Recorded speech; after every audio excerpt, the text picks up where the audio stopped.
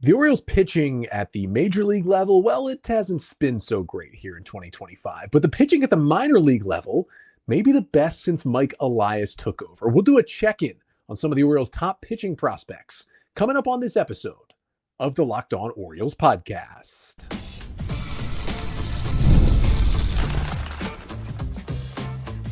You are Locked On Orioles, your daily Baltimore Orioles podcast. Part of the Locked On Podcast Network, your team every day.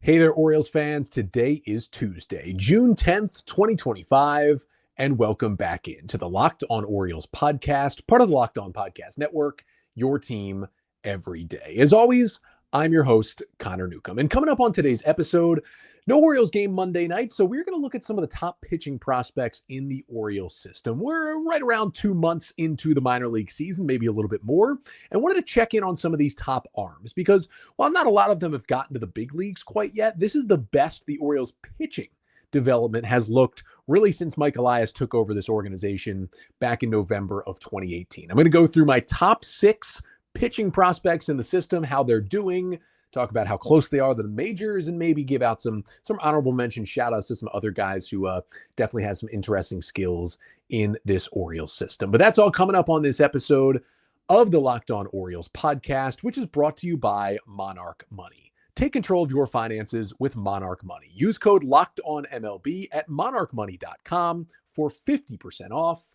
your first year. So for the Orioles, off day on Monday, coming home from their West Coast trip, they ended up putting together 4-2. They swept the Mariners, then kind of a disappointing series loss to the A's. They get the day off Monday before they welcome the Tigers to town tonight. But even with no game on Monday night, still got plenty to talk about here on today's episode. This is actually going to be a 2-part episode. Part 2 will come either this week or next week, where we'll dive into how the top hitting prospects in the system are doing. But I wanted to do a check-in here. We're a little over 2 months into the minor league season, and the Orioles have had some success down there, but specifically on the pitching side, really more than they've had, not just since Elias took over, but in a long, long time. The Orioles haven't had a lot of good pitching prospects in their system for a while. This is a little different than the Cavalry, if you know, you know. But I wanted to go through my personal top 6 Orioles pitching prospects and a couple more honorable mentions just to get to and chat about, how they've been doing this year and how close they might be to the majors. Now, when I put together my personal lists in the system, it's mostly done based on who I think will be the best big leaguers. And it does weight pretty heavily guys who are closer to the majors. If you've shown us that you can pitch in AA or definitely AAA, but even in AA, if you are into the high minors, I'm going to give you a bump on my list because I'm not a, lock it down, looking at every single prospect guy. It's hard for me to see a guy pitching in Delmarva, even if he's putting up good stats and pitching well, and project that 3+ years down the line, he's going to be a big leaguer. It's much easier to see someone in Chesapeake or really even easier in Norfolk with the data to really say, okay, this is somebody who I can see fairly soon being a big leaguer, and that allows me to move them up my list.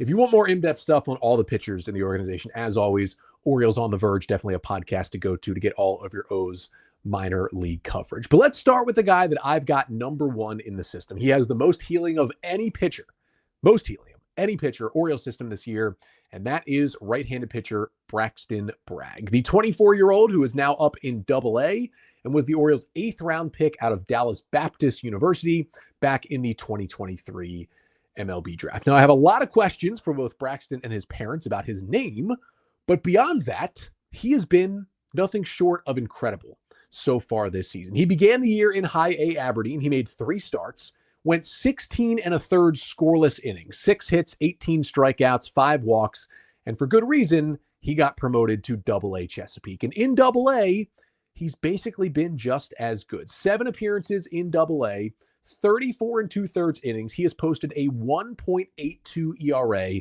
with an incredible 35% strikeout rate and an 8% walk rate that is lower than the league average. It is an insane combination of numbers that Bragg is putting up. He's got the 4th highest strikeout rate in the Eastern League. That is the AA league the Bay Sox play in, with pitchers with minimum 30 innings. He's got the 2nd lowest ERA in the league, and he's pitched at least 6 innings in his last 2 starts in AA, and he also had a 7-inning start when he was down in Aberdeen. You kind of rarely see that in any systems, and especially in this one that generally will limit their pitchers to 80-some pitches in each start. He's got a 2.19 FIP this year. It's by far the lowest in the Orioles system, and it's an interesting mix. It's a mid-90s fastball that he can run up there closer to the higher 90s for a good amount of time. He's got a sinker. He's got a sweeper. He's got a changeup. He's got a cutter.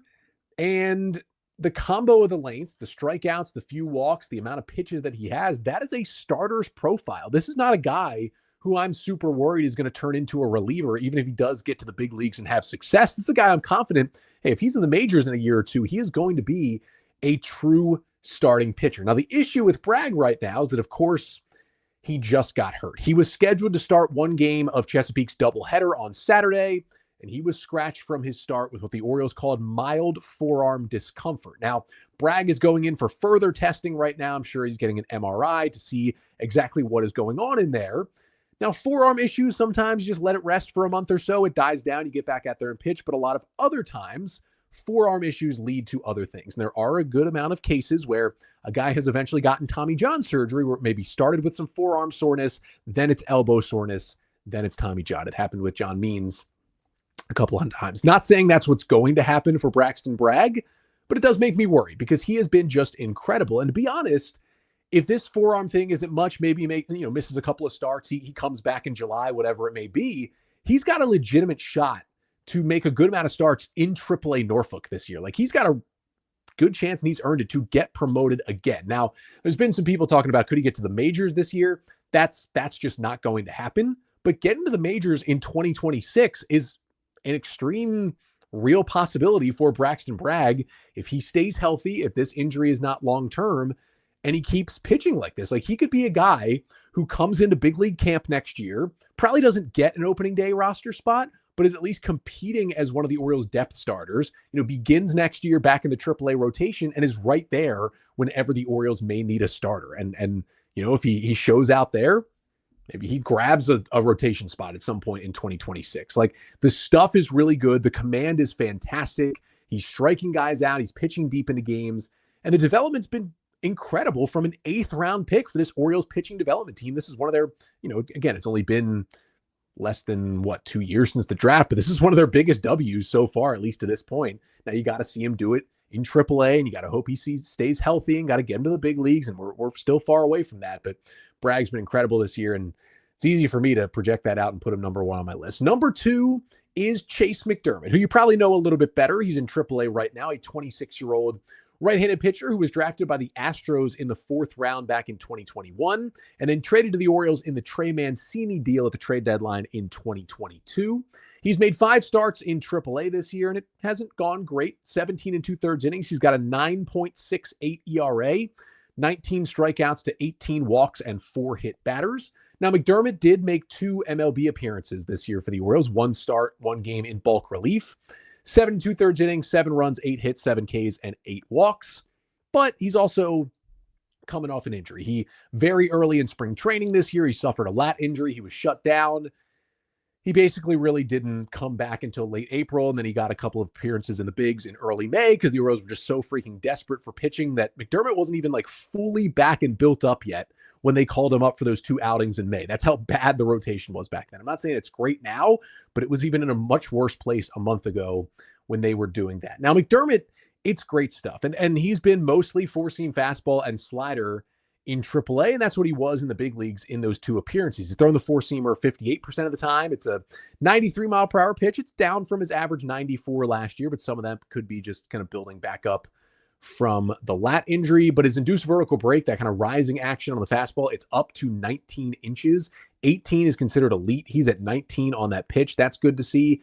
And then the slider, he throws about 1/3 of the time. Now, the slider only has a 9% swing and miss rate in AAA right now. He's got it moving more, but he's commanding it less, it seems, and that is a little bit of an issue here. Now, McDermott, as long as he stays healthy, will absolutely be back in Baltimore at some point this year. And I think he still could be a major league starter, but he is 26 with an injury history. He missed most of the second half last year after he made his big league debut with a shoulder issue. There is definite reliever risk here. I kind of see him as the righty DL Hall, right? We were going through the same things with Hall, where he was the top pitching prospect in the system by many outlets. That's what McDermott is at this point. He's got this great stuff. He's gotten a couple of chances at the big leagues. He has an injury history. You think about him as maybe a reliever. Maybe that could get him to the big leagues quicker, but you're still trying to develop him as a starter because thinking it could still happen. And the Orioles could use him in kind of an interesting multi-inning way out of the bullpen at some point this year, but I'm not convinced he's going to be a starting pitcher long-term. So you might say, Connor, how are you putting him at number 2 on your list if you don't think he's going to be a starter? Because he's going to need to, he also throws a changeup and a curveball that he's barely thrown in AAA. He needs to develop that changeup to be a starting pitcher. He's only thrown it 8 times in 17 2/3 AAA innings this season. He's just got to go to that changeup more. It's a weapon, especially against left-handed batters. He has to be willing to throw it. And I'm not sure what exactly the reason is that he's barely thrown it this year, but he's got to throw it more.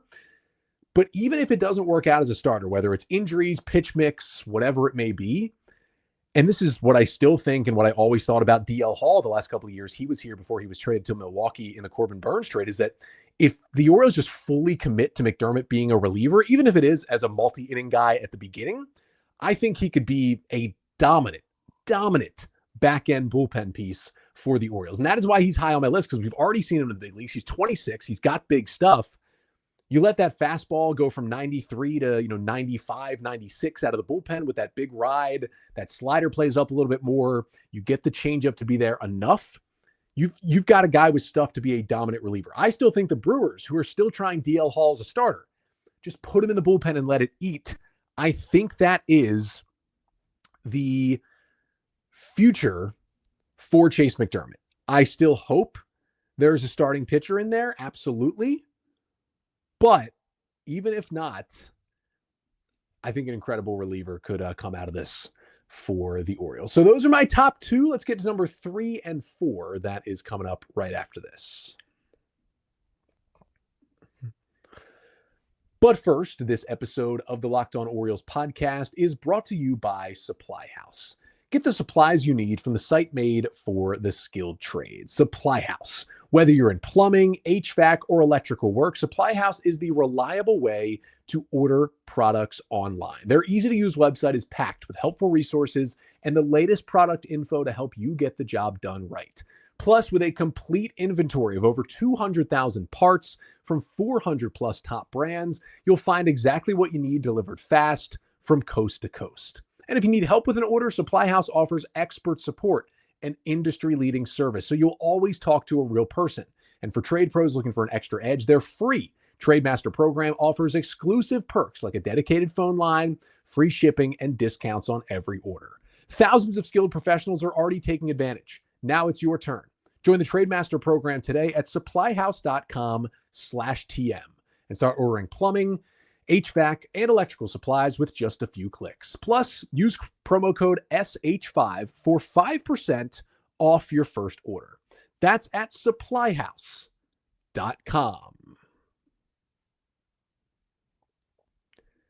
So we continue on checking in with the top Orioles prospects in the system on the pitching side, and we move to number 3 to talk about Trey Gibson, the 23-year-old right-hander who is currently in AA and was a 2023 undrafted free agent signing, even after a 20-round draft by the Orioles. Now, there's some unknowns for why exactly Gibson went undrafted. We know kind of the general part of it was that he did not pitch in the 2023 college baseball season. He originally, the 2 years before, pitched at Liberty, but then was suspended, and it seems like either kicked off the team or at least suspended for the entirety of the 2023 season. Now, the reasons you could get suspended at Liberty, that runs the gamut of what in the world that could have been, and I haven't really heard anything on the back end of what exactly that was. But because he didn't pitch, he fell off a lot of teams' radars. He went undrafted, and the Orioles signed him. And, well, right here, he's been great in the Orioles system. In high A this season, made 9 appearances, 38 2/3 innings, did have a 5.12 ERA, but with a 3.82 FIP. His 40% strikeout rate is the best in the Orioles system to go along with just an 8% walk rate in high A, and it got him promoted to AA Chesapeake. And second highest strikeout rate in the entire South Atlantic League, minimum 30 innings, the highest K-minus walk percentage. Like, he has been unbelievable with the stuff and the strikeouts and the walks this year. Now, he got to AA. He started the game on Saturday, and he was incredible in his Double-A debut. 6 innings of 1 hit, 1 run ball. He gave up a solo homer in, I believe, maybe the 3rd inning of that game. That was the only run he allowed. He struck out 8. He walked 3. His 2.40 xFIP is the lowest in the Orioles system. It's a mid to upper 90s fastball, a huge overhand curveball, and then a changeup and a cutter to go with it. And I watched pretty much every pitch of that start, his first start in Double-A on Saturday. Didn't watch it live, but went back and watched it on Monday because I had missed it. The fastball has great ride. He's able to command it bottom of the zone, middle of the zone, top of the zone. It's a huge weapon for Trey Gibson, but that curveball is unreal. It's a big, more like 12-6 over the top style. He definitely has a pretty over the top arm slot, does Gibson. But that curveball, it attacks left-handed hitters so well. And he does have a cutter and he does have a changeup, pitches that righties will generally use to attack lefties, but they generally also use curveballs. And when you have a curve that is as good as Trey Gibson's, it just falls off the table. And here's what makes it so good. He gets a lot of swing and miss on that curveball, right? He'll start it around the thighs. It'll break below the knees. Guys will chase it out of the zone for a swing and a miss. But he can also throw it for a strike. He gets so many balls that hitters give up on because they think it's at their eyes. And then it's a curveball that drops into the strike zone. And not just for a called strike 3, he'll throw that curveball in legitimately any count, right? It'll be 2-0. He'll drop in a curveball for a strike. He'll start the at-bat with the overhand curveball for a strike. He'll get you to 2-1. You think you're getting fastball, and he drops a curveball below the knees. The guys chase and swing and miss. It is an incredible pitch to go along with that fastball. I didn't see a lot of the changeup or the cutter in that start, and there are definitely pitches that still need to be developed a little bit more for Gibson, but that just 2-pitch mix is what has gotten him to Double-A at 23 years old. And obviously with the big stuff, like there's reliever risk here to go down to a reliever, but with 4 pitches and the stuff he has, there's a legitimate shot to be a big league starter. And, 2025 not in the cards, maybe not even 2026 to be a big league starter. You just made 1 Double-A start. But if we look up in the 2027 Orioles rotation and it includes Trey Gibson, I am not going to be surprised. And at the very least, he's going to be a part of that pitching staff in some way because the stuff is just so good. Make a point to watch the next Trey Gibson start in Double-A. Number 4 on my list would be right-handed pitcher Cameron Weston, the 24-year-old righty who the Orioles took in the 8th round of the draft out of Michigan back in 2022. He spent the entire season in AAA. It was kind of a bit of a surprise to begin the season break camp roster for the AAA Norfolk Tides. But, he hasn't been amazing, doesn't have the gaudiest stats like some of these other guys do, but he's been good. 12 starts for the Tides. Weston has already thrown 54 in the 3rd innings. He's got a 4.31 ERA, 25% strikeout rate, a little bit elevated 11% walk rate, but a really good 47% ground ball rate as well. And he was great last year, kind of split the year between Aberdeen and Double-A last season, had very good numbers. Then he came to AAA, and as to be expected, he struggled a little bit early in the season, but he started to put it together. Weston has a 3.13 ERA and a higher strikeout rate in his last 6 starts in Norfolk, so those are good. And I've been in love with Weston, not just since the draft, but since college. I'm a big Maryland baseball supporter, so I watch a lot of Big Ten baseball, so I see these guys that pitch at places like Michigan, and he was great, mostly even out of the Michigan bullpen. He wasn't even like a full-time starter when he was there. The Orioles have turned him back into a starting pitcher, and it's this super deceptive sidearm delivery from the right side. It's a sinker. He's got 2 different changeups. One is kind of a truer changeup. One's more of a splitter. He throws a slider. He throws a cutter from that arm slot. It is so deceptive. And when you watch him throw just the sinker splitter combination that he'll throw to righties and lefties, and, he throws more sliders to righties, more splitters to lefties. But from that slot, it kind of looks like the starter version of peak Yin-Year Cano when he's throwing that sinker splitter from that sidearm arm slide. He's just kind of whipping the ball around. It's got crazy movement. Now he's hit some speed bumps this year in AAA, but he's 24, pitching in AAA for the first time. And overall, the stuff, the deception, both look good. I'm super bought into him being a potential to start for the Orioles in 2026. Again, a guy who could maybe get a shot at the end of this year. I think it's more likely he would debut next year. But again, if the Orioles trade away a lot of pitching at the deadline this year, Weston would be in line to at least throw a couple of innings for the Orioles at the end of the season and get his feet wet. But it's really interesting stuff. I think long-term, he probably moves back into a bullpen role just because of the arm slot and what he's done in the past. But even there, he could be a super funky multi-inning guy that I'm definitely excited about seeing in Baltimore. 2 more pitchers to get to, number 5 and number 6. We'll talk about another older guy who's debuted already and the youngest guy who is on my list. That's coming up next. to finish off the show. But first, this episode of the Locked On Orioles podcast is also brought to you by Monarch Money. Ever check your bank account and wonder where did all my money go? Between dining out, online shopping, and entertainment, it's easy to lose track. That's where Monarch Money comes in. Your personal CFO giving you full visibility and control over your finances. And Monarch Money it isn't just a budgeting app, it's complete financial command center. You can track all your accounts, investments, and spending in one place. So you stop just managing your money and you start building wealth. And for me, it's all about the easy collaboration, right? A lot of money comes together when you get married, and managing money with your partner, smoother than ever with Monarch Money. You can track shared and personal accounts, set goals, and stay on the same page without the stress. So take control of your finances with Monarch Money. Use code LOCKEDONMLB at monarchmoney.com for 50% off your first year. That's monarchmoney.com, code LOCKEDONMLB for half off your first year. So let's get to number 5 and 6 on my pitching prospect list and kind of check in on how they've been doing so far in 2025. And number 5 would be Brandon Young, another guy who we've already seen debut in Orioles uniform. The 26-year-old right-handed pitcher for the Orioles is currently technically in high A on a rehab assignment, but his roster spot is in AAA Norfolk. Orioles got him after the shortened COVID 5-round draft in 2020. They signed him as an undrafted free agent out of Louisiana. He absolutely would have been drafted in a regular 20-round draft that year, but the Orioles were able to pick him up. Now in AAA this year, it's been good. 4 starts, 22 and a third innings, 2.82 ERA, 22 strikeouts to just 4 walks. And he also got a chance to debut in the big leagues for the Orioles this season. He made 2 starts for the O's when they desperately needed pitching in late April. And it was up and down. It was 8 2/3 innings. It was 11 hits, 6 runs, 9 Ks, 8 walks, and a home run allowed. He made those 2 starts and then was sent back to AAA on April 26th. He made 1 start down there and then was placed on the AAA injured list on May 6th with a shoulder issue. Now, he missed about a month, but good news. On Tuesday, he returned to the mound, made a rehab start in high A Aberdeen, went 2 2/3 scoreless, a hit, 6 Ks, and 2 walks. That was good to see. 6 of his 8 outs were via the strikeout as well. And then he threw again on Sunday. Didn't pitch in a game, but Tony Mansolino revealed on Sunday that Young threw 3 innings of basically a live simulated game, live batting practice on Sunday.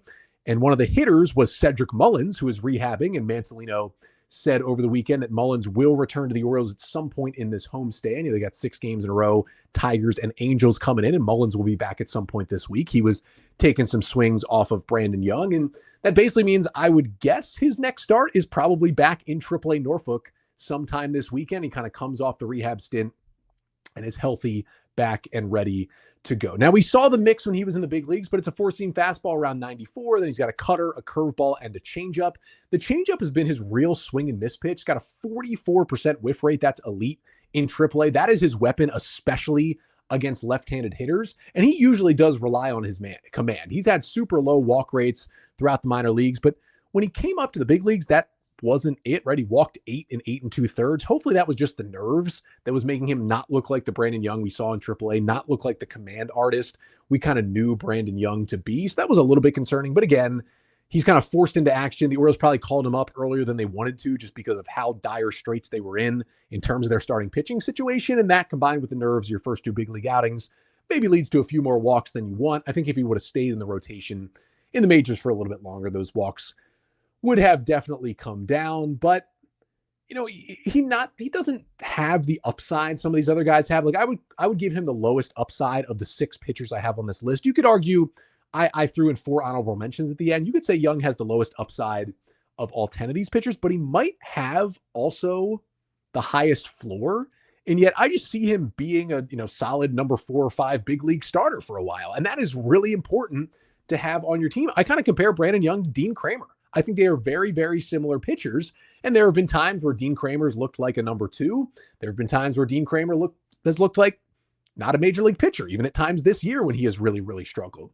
But if the time comes to move on from Dean Kramer, or he gets a little even more inconsistent than he is now, you have a kind of a perfect Dean Kramer replacement in a 26-year-old who's now healthy again, is performing well in AAA, and has already gotten his debut under his belt in Brandon Young. Like, I can pretty much guarantee you, Young, if he stays healthy, will start more games for the Orioles this year. Probably in the second half after the deadline, if the Orioles trade away a little bit of pitching, you're going to see some Brandon Young back in Baltimore. And again, whenever that Dean Kramer era ends, the Brandon Young era can slot right in that 4 or 5 spot in the rotation. It can begin. And that's another thing where, again, some of these guys below him maybe have a higher upside, but Young, I just feel like is going to be settled into the big league rotation. And by the end of this year, he'll have a chance. And by next year, I think he's in that rotation if there's the spots for him. And I think he can be a good number 5 starter for a while. And again, guys like that are important to have in your system. Now, number 6 on the list, I basically had 5 pitchers that were up for debate. Here are the 4 guys who didn't make it. 22-year-old lefty Luis De Leon kind of burst onto the scene last year. He just got called up to high A Aberdeen. He's got a 3.15 ERA this year between a couple of levels. He's having a good season. Also had 23-year-old lefty Sebastian Gongoria, who just got to high A draft pick from a couple of years ago. He's got a 4.21 ERA, but he's got a 36% strikeout rate this year. You got Nestor Herman, who the Orioles kind of found out of nowhere in the 11th round a couple of years ago. He just got promoted to Double A. He's got a 2.9 FIP this season. He has been great. And then also Levi Wells. I can't believe I left Levi Wells off the list. 23-year-old righty, runs the fastball up to 100. He's got a 3.25 ERA in Double A this season. He was the hardest one to leave off, but just squeaking by Wells. So basically I'd put Wells at number 7 on this list. Just squeaking by him is the 21-year-old righty Michael Ferret, who I have at number 6 on my list. 14th round pick by the Orioles 2 years ago back in 2023. And it's been some awesome stats in high A this season. 6 starts, 22 2/3 innings. He's allowed just 8 hits. He's got a 1.59 ERA, 31 strikeouts to 9 walks. He is second in the Orioles system with a 37% strikeout rate this year. Unfortunately, he was placed on the injured list, and people got worried when he went on the IL back on May 2nd, because when any pitcher, especially one having success and throwing hard at a young age, but goes on the IL, you think, oh no, is it an arm injury? Luckily, it seemed to have been a lower back issue for Michael Ferret. I think Steve Molesky talked about that a little bit in his newsletter. And he returned to the mound on Wednesday in Aberdeen. Now, it was a rehab outing. It was a 1-inning rehab outing. The Orioles didn't let him go super deep into the game. He pitched a scoreless inning. He walked 2. He struck out 2, a very typical rehab outing coming back like that. But it's good stuff. It's mid-90s fastball. He's got a sinker. He's got 2 different changeups. He's got the new kick change. He's got more of a classic circle change.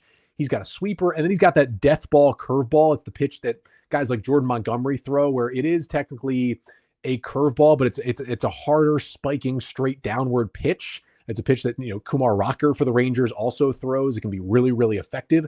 That's his out pitch. I mean, the fastballs are good. They have good velocity, mixes them well, but that death ball, when you see him throw that, it is a different kind of pitch. And that combo means, again, there is potentially a chance that Ferret ends up being a reliever once he gets to the big leagues, right? He's only 21. He's in high A. There's a lot of time to go here, which is why even with this crazy stuff, he's as low as number 6 on the list. But he throws super cross body. It makes him really deceptive. Again, I do think long-term he probably ends up more as a good reliever than a good starter in the major leagues, but you never know.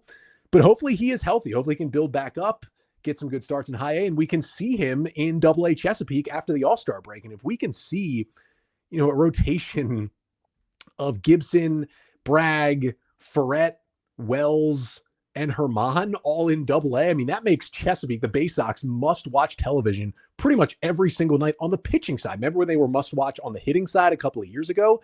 Now it's on the pitching side. It's because a lot of these guys, and again, he's probably at least looking at 2027 before we'd even think about him debuting in the majors for the Orioles. But this is a guy where he's so young with such good stuff that if he stays healthy, like the sky could be the limit for this guy with how good he looks when he steps out there on the mound. But that is a look into kind of the current state of the Orioles system on the pitching side. It's healthier than it's ever been since Mike Elias has taken over. Obviously, they took a bigger look at the hitting to begin. The pitching development was lagging behind.